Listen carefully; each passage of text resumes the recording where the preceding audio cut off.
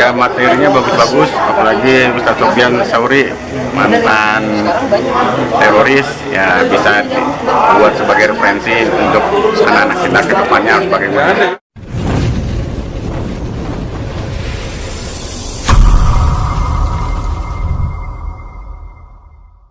Pada saat terima pengajaran sesat itu bisa ke brainwash itu awalnya kenapa sampai bisa merasuk, kemudian ada rasa apa dari diri kita? Mereka tuh benci, bukan benci sama yang kelompoknya apa di luar kelompok mereka, di lingkungan keluarga pun mereka tuh seperti membenci diri.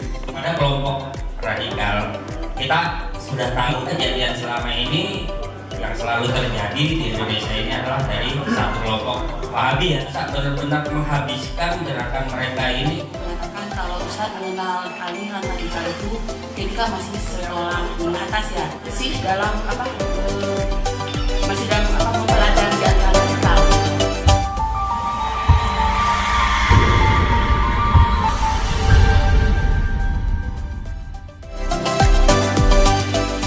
Kenapa? Apalagi waktu itu saya anggota polisi juga gitu, 13 tahun dinas kepolisian bisa tergerus kawasan kebangsaan kita.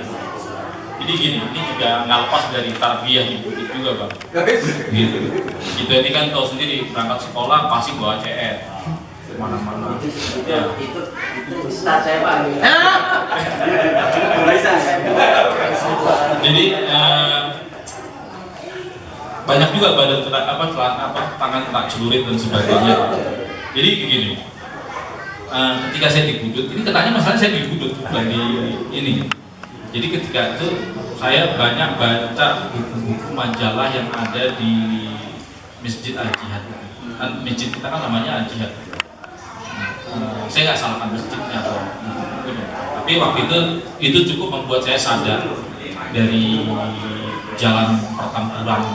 Jadi rumah saya di Depok, sekolah di Burito, bisa bayangkan.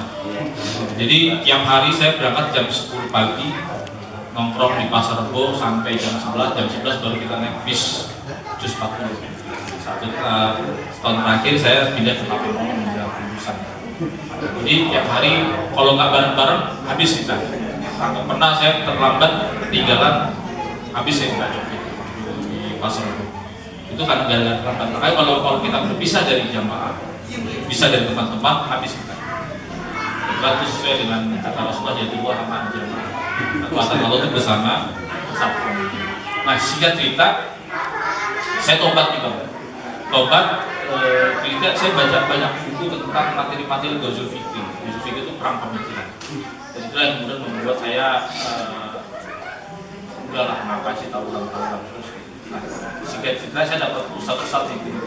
Kata mereka begini, kalau dulu antum berani mati untuk neraka, kenapa hari ini antum nggak berani mati untuk Islam?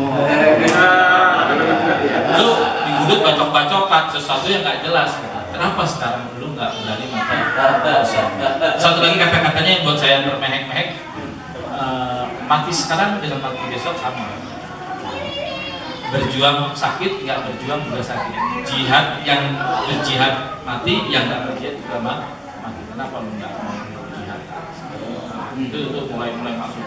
Wah iya juga, kalau dulu gua yang buat jelas aja berani mati, kenapa lu buat agama itu nggak berani mati?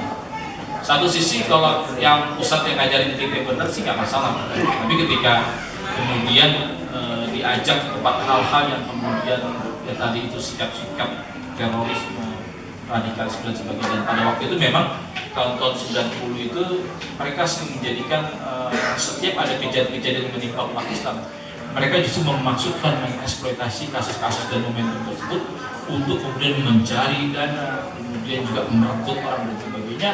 Dan itu salah satu momentum yang paling efektif karena ini mengingat terkait dengan yang namanya rasa solidaritas kita. Oke, positif-positif aja kita dukung Palestina, kita harus dukung saudara-saudara kita. Tetapi kalau ujung-ujungnya mengajak kepada ini berarti kita jurusan pemerintahan togut dari ini yang mana mereka tidak menerapkan hukum-hukum Allah, bahkan menyalahkan masyarakat Palestina karena tidak melaksanakan sunnah-sunnah Nabi, sehingga mereka wajar mereka diazab oleh Allah Subhanahu Wa Taala. Akhirnya masalah Palestina kita jadi benci dengan negara nih bang. Itu yang perang Palestina sama Israel, yang kita mau ajak perang justru pemerintah Indonesia. Tapi yang namanya orang sudah terlanjur marah, ya kan? Jadi gitu bang, pola-pola perebutannya itu memang memainkan daripada ini kita. Satu sisi, oke, kita peduli dengan masalah Palestina dan sebagainya. Tapi ketika ini dijadikan eksploitasi, kemudian merebut orang, mencari dana untuk mendukung kelompoknya dan sebagainya, ini yang harus kita waspadai. Nah itu pertama gitu. Lalu yang selanjutnya, banyak juga yang bertanya, biar panjang terus. Jadi gini, Ustaz, kenapa juga bagaimana kiat-kiat tips atau kita menghindari dari terjebak pemikiran-pemikiran seperti itu? Ini juga banyak pertanyaan. Saya jawab begini. Di dalam kitab Jawab Su'al Al-Ansya Atiyatullah Al-Nabi, beliau memberikan beberapa tips. Kata beliau adalah al-isna fitnatun min fitnatin haula'i qaumin al-malikin al-maftunin. Jadi bagaimana caranya biar kita mencegah, ya, membentengi diri kita agar kita tidak terjebak kepada bujuk rayu pemikiran-pemikiran ini. Kata beliau adalah at-tamassaku bil imani jumali. Jadi berpegang teguh kepada keimanan yang global. Cukup buat kita belajar yang awam ini mengetahui bahwa rukun Islam ada berapa? Ada 5, rukun iman ada berapa? Ada 6. Kita baik sama tetangga kita selamat dari lisan dan tangan kita, ya kan? Insya Allah kita masuk surga. Insya Allah kita masuk surga. Udah, kita nggak usah terlalu ribet, ya, sok-sokan, ya. Kemudian sesuatu yang ulama saja menghindari perkara-perkara tersebut. Lalu kita sok-sok tahuan, ta'alum, maksudnya tuh sok-sok tahu dalam perkara-perkara yang sebetulnya ulama itu menghindari, apalagi hal-hal yang bersifatnya safut tiba, sifat-sifatnya yang bisa menimbulkan tertumpahnya darah seorang muslim. Kemarin saya ceramah di sebuah pondok pesantren di daerah Medan, bukan Aceh. Jadi kami ini adalah pendukung Habib Lana Rizik Syihab. Kami mau tanya sama sama Ustadz dan juga kepada bapak-bapak polisi di situ. Kenapa Habib kami ditangkap? Saya kalau jawabnya salah, saya nggak bisa pulang di kebun, repot juga ya. Karena di pondok pesantren gitu. Akhirnya saya jawab gini aja.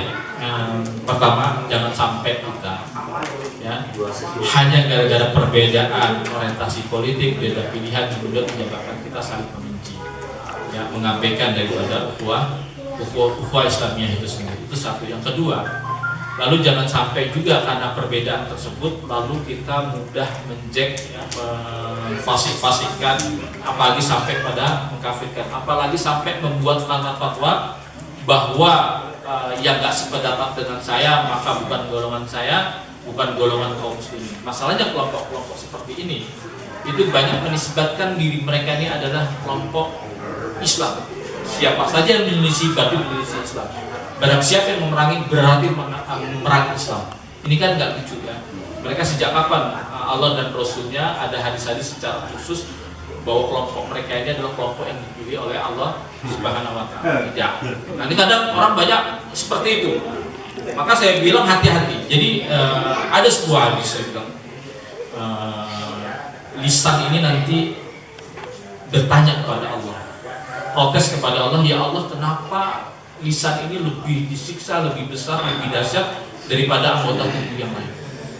Lalu kata Allah Subhanahu wa Ta'ala dalam hadis qudsiynya dikatakan, karena akibat lisan-lisan yang kalian keluarkan, yang kalian ucapkan, darah-darah suci yang ada di barat dan di timur jadi tertumpah.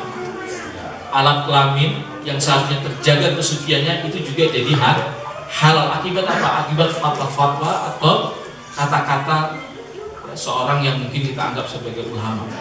Ya, jangan sampai kita mengeluarkan sebuah statement yang kemudian menyebabkan darah kaum muslimin tertumpah, dan itu semua akan dimintai pertanggungjawaban oleh Allah. Maka hati-hati.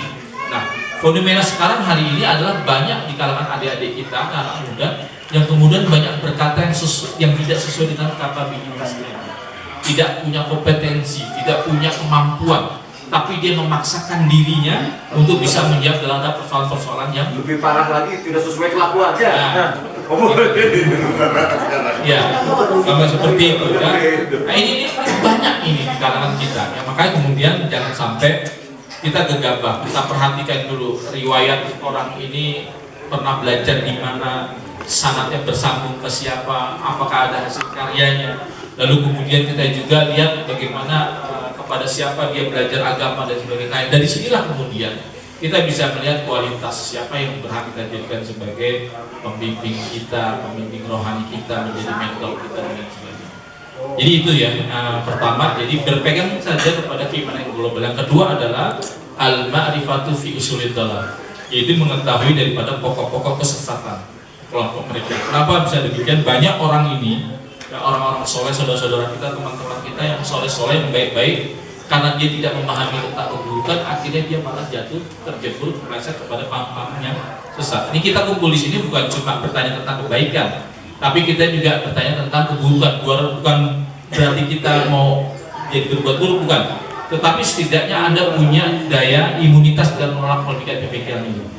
Karena nanti ketika Anda dapat doktrin-doktrin, bis gimana yang sampai itu Al-Quran As-Sunnah, yang disampaikan kita tak boleh menolak Al-Quran dan As-Sunnah tersebut. Masalahnya adalah yang membawa dari seperti ini adalah orang yang mempunyai konflik interest, punya kepentingan tertentu yang kemudian mengajak menjadikan idiom-idiom keagamaan itu untuk merekrut banyak orang. Ibnu Rusdi pernah mengatakan, "Idza aradta an tatahakama bil jahil fa alaikum bi khilafiddin." Ya, kalau Anda ingin menguasai orang-orang bodoh, maka bungkuslah kebatilan itu dengan agama. Karena memang agama itu menjadi daya tarik yang paling efektif untuk menarik antum-antum ini untuk masuk ke dalam kelompok mereka. Nah, kebanyakan yang hijrah teman-teman kita yang ke Suriah itu orang-orang baik, orang ikhlas semua. Dia kerahkan semua, dia tinggalkan pekerjaan jabatannya hanya untuk berangkat ke Suriah. Tetapi karena dia tidak memahami keburukan, akhirnya membuat kita jadi terpleset, terjebur dalam kelompok-kelompok seperti ini. Dan ini bahaya. Ya. Investasi kan kemarin ada meme tentang berangkat haji yang wow dananya dipakai buat rakyat, buat jalan tol infrastruktur. Ya udah sekalian aja nanti travelnya pakai aku terus sama face. Nanti belanja kurmanya jangan jauh-jauh ke kebun kurma ya, di Jogol Pak ya. Terus belanjanya di market di 21 habis di kita gitu. Nah itu sarana yang paling efektif untuk merekrut banyak orangnya pakai istilah agama, tapi sebenarnya untuk membungkus kebusukan daripada kelompok-kelompok ini. Anda harus hati-hati ya. Pastikan ustadz kita, kiai kita, habib kita adalah orang-orang yang mencintai bangsa dan negeri ini. Mencintai bangsa dan negeri ini. Kalau anak-anak kita kemudian, jadi banyak kejadian Pak, ketika mereka salah satu anak perempuannya itu tidak mau menjadikan orang tuanya sebagai wali nikah. Tiba-tiba dia menikah, memang ada perubahan pada dirinya. Satu sisi orang tuanya senang, misalnya pertama anaknya jadi sholat ya. Satu sisi kita suka anak kita sholat, tapi jadi pendiam. Tiba-tiba dia antisosial, mengisolasi.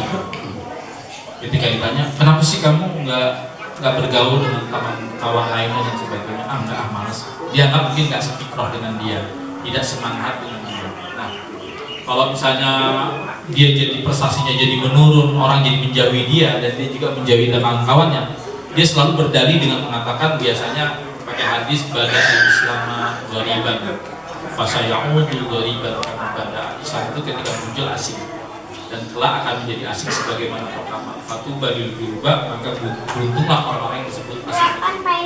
Nah, ayat ini hadis ini sering dijadikan sebagai justifikasi untuk membenarkan sikap-sikap dia. Alih-alih dia evaluasi, alih-alih dia introspeksi, bermuhasabah ini justru menyebabkan dia jadi bangga dengan kegurobaannya, jadi dengan keterasingan. Wah, berarti benar ya, dulu Islam itu ketika muncul asing, Rasulullah aja tidak tahu. Sekarang saya sudah musuh sama ibu saya, bapak saya, sama orang semuanya. Apa-apa ada orang tua masuk surga. Akhirnya dia sama teman-temannya sekumpulan surat-surat dan sebagainya. Mereka banyak juga akhirnya hijrah ke Suriah. Ini bapak ibunya nggak tahu. Maka salah satu identifikasi yang kedua adalah mereka banyak mawin tanpa wali. Kenapa? Karena bapaknya PNS, bapaknya pernah jadi TNI Polri, bapaknya pernah sumpah kepada Pancasila dan Undang-Undang Dasar 45, dan itu dianggap sebagai sebuah kekufuran. karena dianggap sebagai perbuatan kekufuran atau kekafiran, maka dia jatuh kafir. Kalau sudah jadi kafir, maka dia tidak boleh jadi wali bagi seorang muslimah. Itu logikanya seperti itu. Akhirnya dia kawin, tiba-tiba pulang kita kuliahin, kita biayain, pulang-pulang dia sudah bawa suami, bawa anak.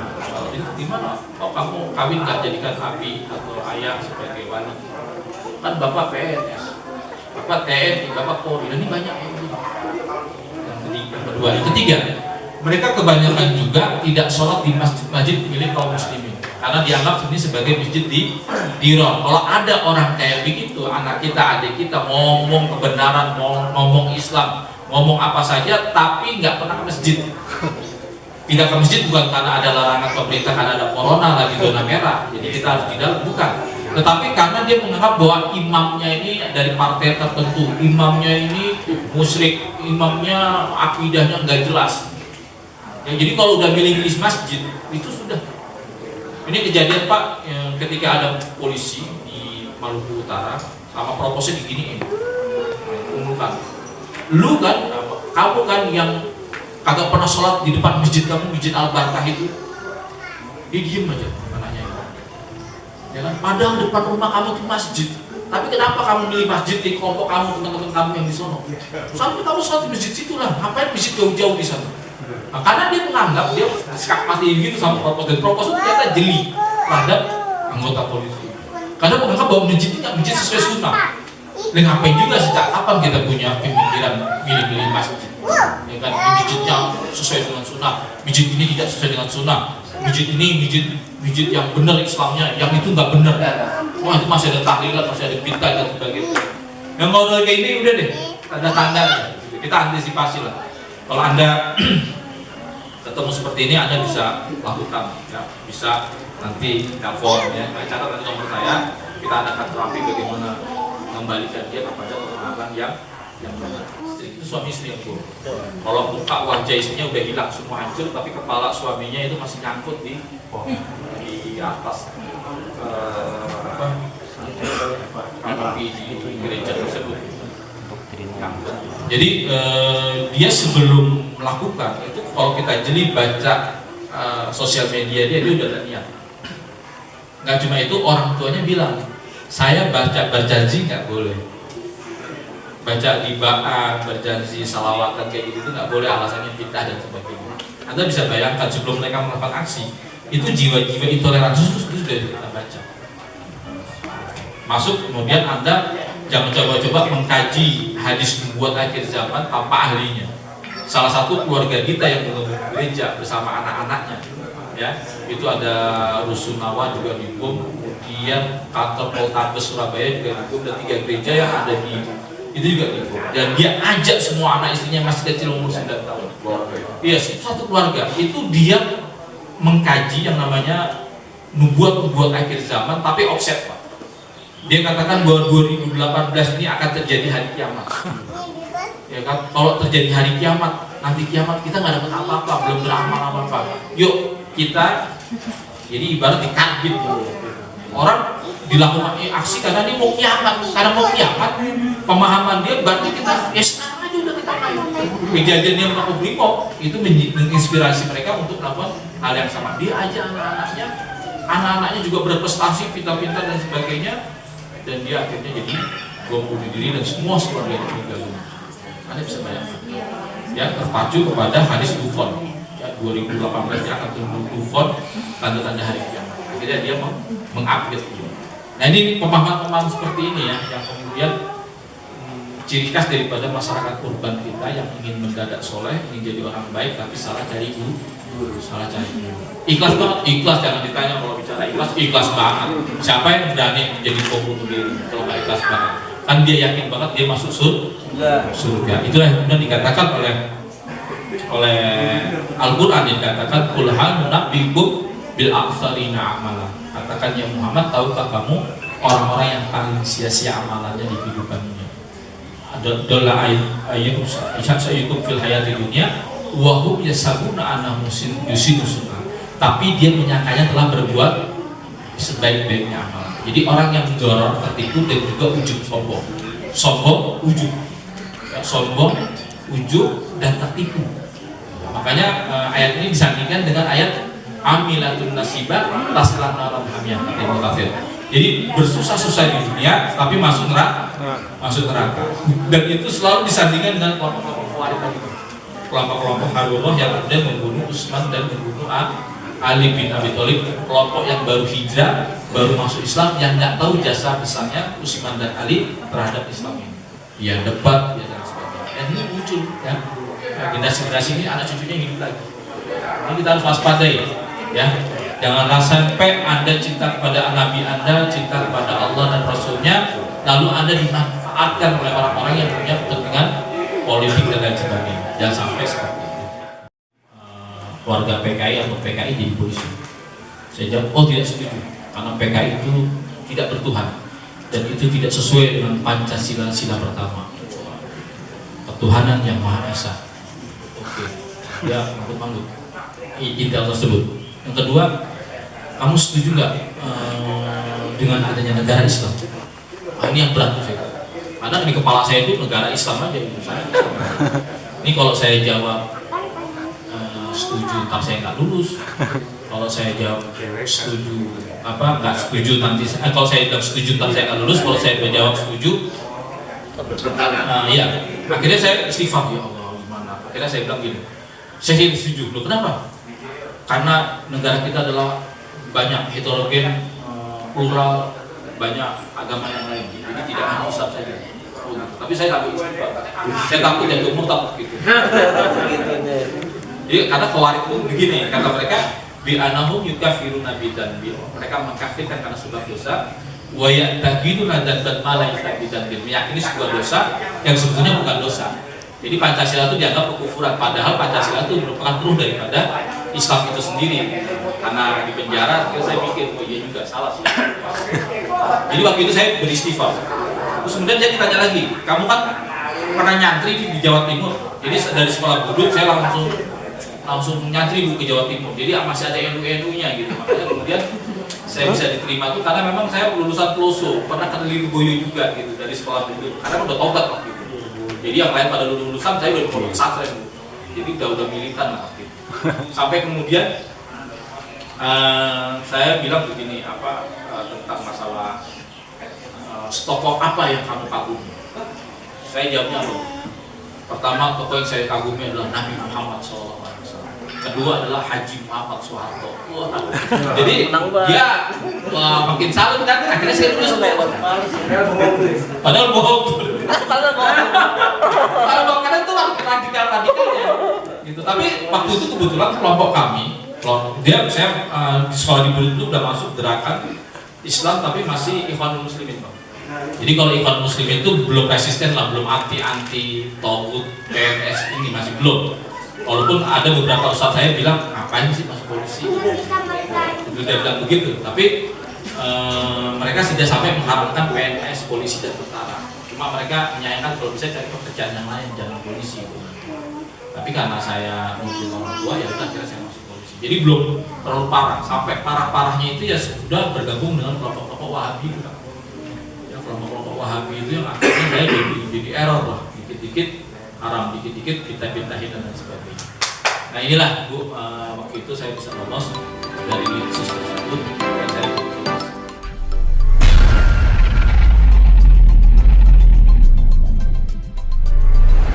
Alhamdulillahirrahmanirrahim. Acara berjalan dengan lancar. Alhamdulillah dengan diadakan acara lintas agama ini kita semakin menumbuhkan rasa cinta kepada sesama semua makhluk Allah Subhanahu wa Ta'ala. Dengan acara ini semoga gerbang Budut dan khususnya buat sahabat-sahabat Budut yang lainnya bisa bergabung di kegiatan ini agar kita menyatu kembali dalam satu jiwa Budut 145. Acara gerbang Budut, gerakan kebangsaan Budut, ya mudah-mudahan selalu solid, selalu aktif, terus yang kedua lagi mempersatukan segala perbedaan. Yang mudah-mudahan dari gerbang ini ke kubu-kubu yang lain yang berseberang ke sebelah ini mungkin bisa merangkul lagi.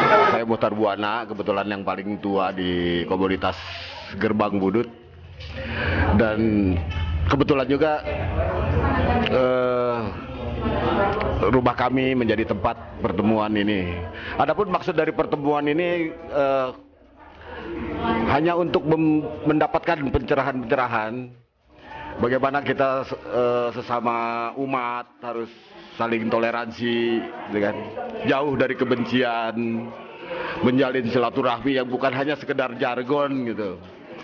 Jadi tidak ada tujuan untuk fitnah, tidak ada tujuan untuk membenci sesama, ya kan, apalagi sesama kaum muslimin. Jadi manfaat daripada pertemuan ini sekaligus halal bihalal, yaitu tadi untuk mendapat pencerahan-pencerahan bagaimana kita harus bersikap